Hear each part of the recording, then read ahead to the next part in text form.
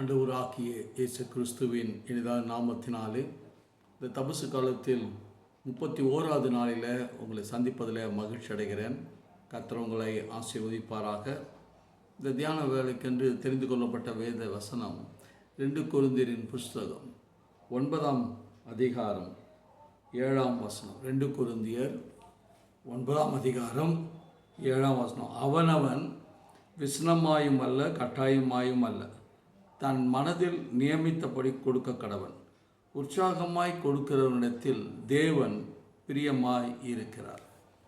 என் அன்பு சகோதர சகோதரிகளே, இந்த தபசு காலத்தில் நாம் வேதத்தை வாசிக்கிறது, செபிக்கிறது, ஆண்டவரை தேடுகிற இந்த வாஞ்சை உடையவர்களாக இருக்கிற வேளையில் நமக்கு ஆண்டவர் கொடுத்த ஆசீர்வாதத்தை பகிர்ந்து கொடுக்கிறதற்கு முன் வர வேண்டும். நம்மை போல பிறனை நேசிக்கணும்.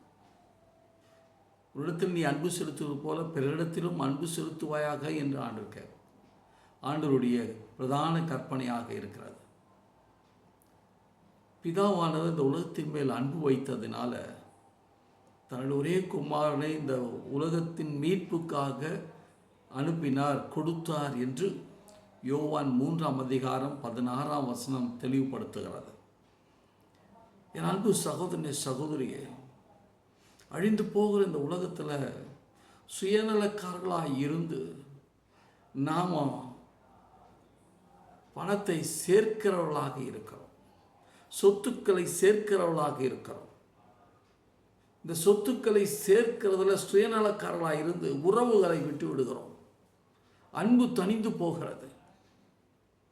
எல்லா நிலையிலும் மனசாட்சியை விட்டு ஆண்டவருக்கு பிரியமில்லாத காரியங்களை செய்ய துணிகரமான ஒரு பாவம் நாம் ஈடுபட்டு ஆண்டவரை துக்கப்படுத்தி கொண்டிருக்கிறோம். நம்முடைய வேத வாசிப்பு, நம்முடைய ஜெப வாழ்வு, நம்முடைய ஊழியம், நம்ம ஊழியத்துக்காக கொடுத்த இவைகள் எல்லாம் வீணாய் போகிறது. காரணம் நமக்குள் இருக்கிற அந்த சுயநலம். ஆண்டவராகிய தேவன் தெளிவாய் சொன்னார், இந்த உலகத்தில் சேர்க்கிற அனைத்தும் அவைகள் இந்த பூச்சியும் பொட்டும் அழித்துவிடும், அரித்துவிடும், ஒன்றும் நிற்காது. அதனால் உனக்கு பயனில்லை. அதனால் உங்கள் பொக்கிஷங்களை பரலோகத்தில் சேர்க்க வேண்டும் என்றால் உங்களிடத்தில் இருக்கிறதை பகிர்ந்து கொடுக்க வேண்டும். எல்லோரோடும் மகிழ்ச்சியும் சந்தோஷத்தோடு வாழ பழகணும். ஒருவரை ஒருவர் சார்ந்து ஒருவரை ஒரு கனம் பண்ணி மனரமையம் வாழ பழகணும். அதனால தான் பவுலடிகளார் இந்த கொரிந்து சபைக்கு எழுதும்பொழுது அவனவன் விசனமாயும் அல்ல கட்டாயமாயும் அல்ல, தன் மனதில் நியமித்திருக்கிறபடி கொடுக்க கடவன் என்று எழுதுகிறார்.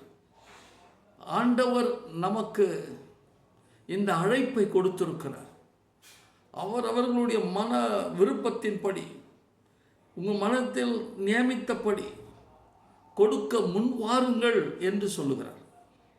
தேவைகள் நிறைந்த இந்த உலகம், தேவைகள் நிறைந்த ஊழியம், இன்று ஊழியங்கள் உங்களுடைய பங்களிப்பின் நிமித்தமாய் செயல்படுவதற்கென்று காத்திருக்கிறார்.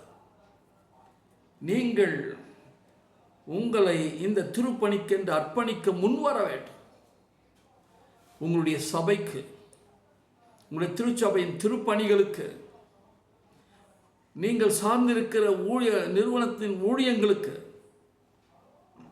உங்கள் அருகாமையில் இருக்கிற நீங்கள் பார்க்கிற ஊழியங்களுக்கு கொடுக்க முன்வர உங்களை ஆண்டவர் அழைக்கிறார். ஆண்டவரை நாம மகிமைக்கென்று நீங்கள் கொடுக்க முன்வர வேண்டும் என்ற எதிர்பார்ப்பு ஆண்டவருக்கு இருக்கிறார்.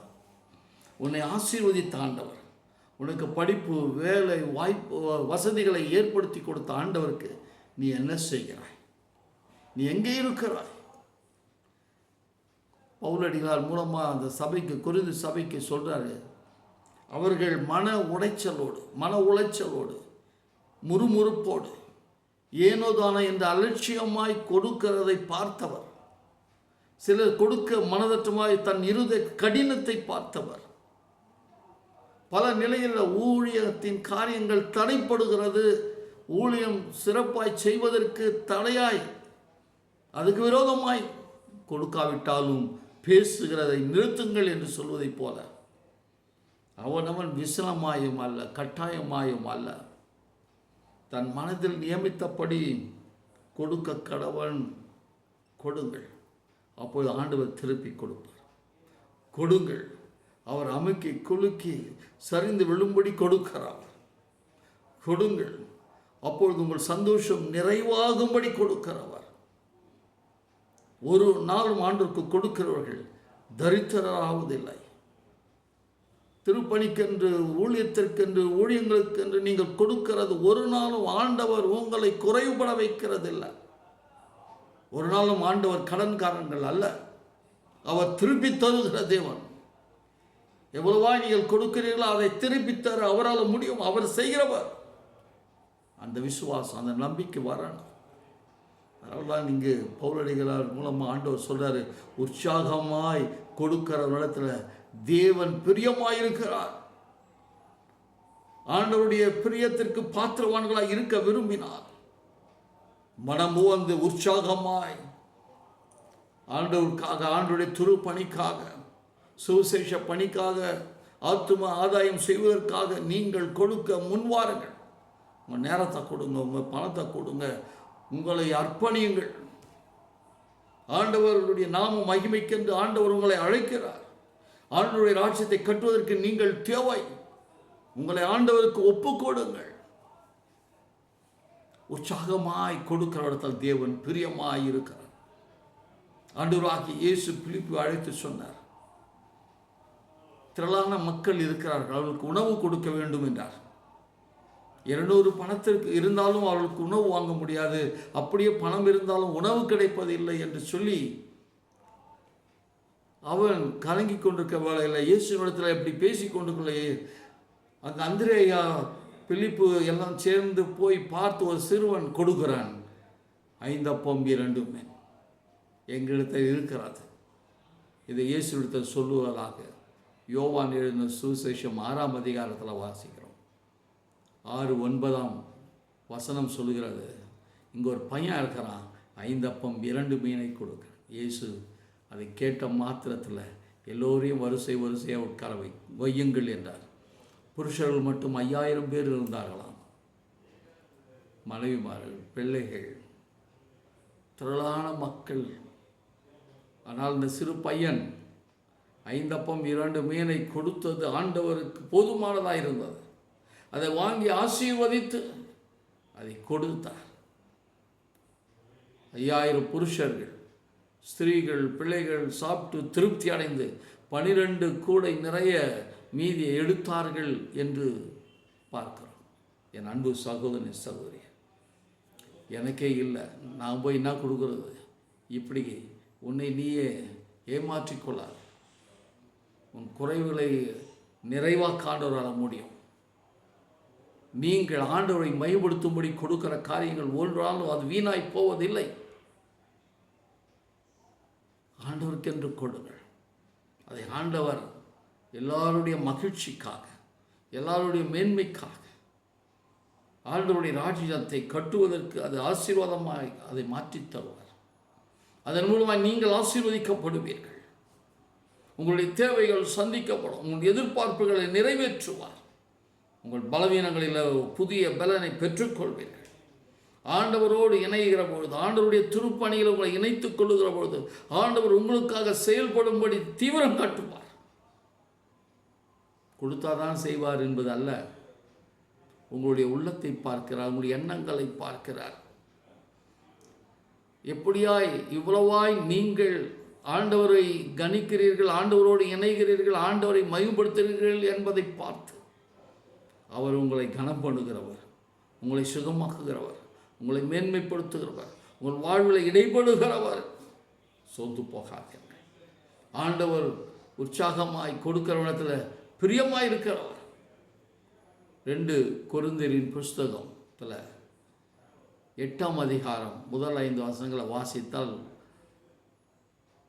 அங்கு ஆண்டவர் மக்கதோனியா திருச்சபையாரை குறித்து பவுலடிகளார் மூலமாய் தெளிவான ஒரு காரியங்களை பதிவு பண்ணுகிறார்.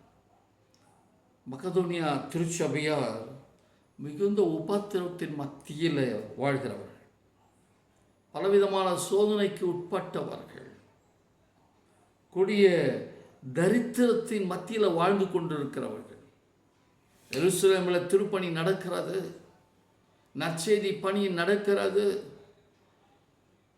ஆத்தும ஆதாயம் செய்யும்படியான திருப்பணிக்கென்று கொடுங்கள் என்று சொல்லுகிற பொழுது மிகுந்த உபத்திரத்தில், தரித்திரத்தில், சோதிக்கப்படுகிற காலகட்டங்களில் பல நிலையில் இடர்பாடுகள், இன்னல்கள் இருக்கத்தான் செய்கிறது. அவைகள் மத்தியில் திராணிக்கு தக்கதாகவும் தங்கள் திராணிக்கு மிஞ்சியும் உற்சாகமாய் கொடுத்தார்கள். அதை பெற்று திருப்பணி நடைபெற்றது என்று மகிழ்கிறார். அதை ஆண்டவர் ஆசீர்வாதமாக்கி கொடுத்தார். என் அன்பு சகோதரனே, சகோதரியே, ஆண்டவர் உங்களுடைய அர்ப்பணிப்பை பார்க்கிறவர். நீங்கள் கொடுக்கிற ஒவ்வொரு காரியங்களையும், செய்கிற ஒவ்வொரு காரியங்களும் அவர் கணிக்கிறவர். மத்தேயு சுவிசேஷம் 25ஆம் அதிகாரம் 35, 36 வசனங்களை வாசிக்கிற பொழுது, பசியாக இருந்தேன் கொடுத்தீங்கப்பா, தாகமாக இருந்தேன் குடிக்க கொடுத்தீங்க, உணவு கொடுத்தீங்க, தண்ணி கொடுத்தீங்க, என்னை விசாரிக்க வந்தீங்க, உங்கள் நேரத்தை கொடுத்தீங்க. அவளை அடையாளப்படுத்துகின்றார். என் சந்தோஷத்துக்குள்ளே நீங்கள் பிரவேசிக்க தகுதி உள்ளவர்கள் என்று சொல்கிறார். இன்றைக்கும் நீங்கள் ஆண்டவருடைய நாமத்தை மையப்படுத்துவதற்கும் திருப்பணிகளை தங்களை இணைத்துக் கொள்வதற்கு முன்வர ஆண்டவர் அழைக்கிறார். உங்களை ஆண்டவருக்கு ஒப்புக்கொள்ளுங்கள். ஜெபம் செய்வோம். உற்சாகமாய் கொடுக்கிறவனத்தில் தேவன் பிரியமாயிருக்கிறார் என்று சொன்னீர். உங்களுடைய பிள்ளைகள் உற்சாகமாய் கொடுத்து கொண்டிருக்கிறார்.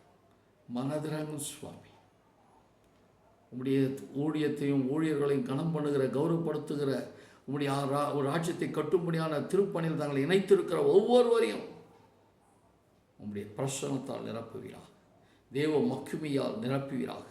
பரலோகத்தின் பலகணிகளை திறந்து இடம் கொள்ளாமட்டும் உங்களுடைய பிள்ளைகளை ஆசீர்வதிக்க வேண்டும் என்று ஜெபிக்கிறாயா. உங்களுடைய கரங்களை ஒப்பு கொடுக்கிறேன். இந்த ஜெபத்தில் என்னோடு இணைந்திருக்கிற ஒவ்வொருக்காக ஜெபிக்கிறேன். இந்த தபசு காலங்களில் 31வது நாளில் உண்மை அறிந்து கொள்வோம், உண்மை நிலைத்திருக்குவோம், உண்மை சார்ந்து வாழ்கிற வாழ்வை சுதந்திரித்துக் கொள்ள கர்த்தர் உம்முடைய பிள்ளைகளுக்கு உதவி செய்ய வேண்டும் என்று ஜெபிக்கிறேன். பலவீனத்தின் மத்தியில், வியாதியின் மத்தியில், நெருக்கத்தின் மத்தியில் இருக்கிற நம்முடைய பிள்ளைகளுக்காக ஜெபிக்கிறேன். நம்முடைய தழும்பென்ன கரங்களால் குணமாக்குவீராக, நம்முடைய தழும்பினால் குணமாக்குவீராக, நம்முடைய நீதி வலது கரத்தினால் தாங்கிக் கொள்வீராக. நம்முடைய கரங்களால் தொட்டு நீர் ஆசீர்வதியும். ஆண்டவரே, என்னோடு இணைந்திருக்கிற ஒவ்வொருவரும், சிறு பிள்ளைகளுக்காக செபிக்கிறேன், வாலிப பிள்ளைகளுக்காக செபிக்கிறேன், பெரியவங்களுக்காக செபிக்கிறேன். ஒவ்வொருவருடைய விசுவாசத்தின் நம்பிக்கையை உறுதிப்படுத்தும்படியாக செபிக்கிறேன். உம்மை அறிகிற அறிவில் வளரட்டும். உமக்கென்று தங்களை அர்ப்பணித்துக் கொள்ள, உங்கள் ராஜ்யத்தை கட்டி எழுப்புவதற்கு தங்களை அர்ப்பணிக்க உதவி செய்யும். தங்களால் என்றதை செய்ய முன்வர ஒப்புக் கொடுக்கிறேன். உங்களுடைய கிருபைக்கும் பராமரிக்கும் ஒப்புக் கொடுக்கிறேன் சுவாமி. இயேசு கிறிஸ்துவின் நாமத்தில் ஆட்சி நல்ல பிதாவே, ஆமென், ஆமென். நமது ஆண்டவராகிய இயேசு கிறிஸ்துவினுடைய கிருபையும் பிதாவாகிய தேவனுடைய அன்பும் பரிசுத்த ஆவியானவருடைய அந்யோன்ய ஐக்கியமும் வழியானது உங்களுடைய பிள்ளைகளோடு எப்பொழுதும் இருப்பதாக. ஆமென், ஆமென்.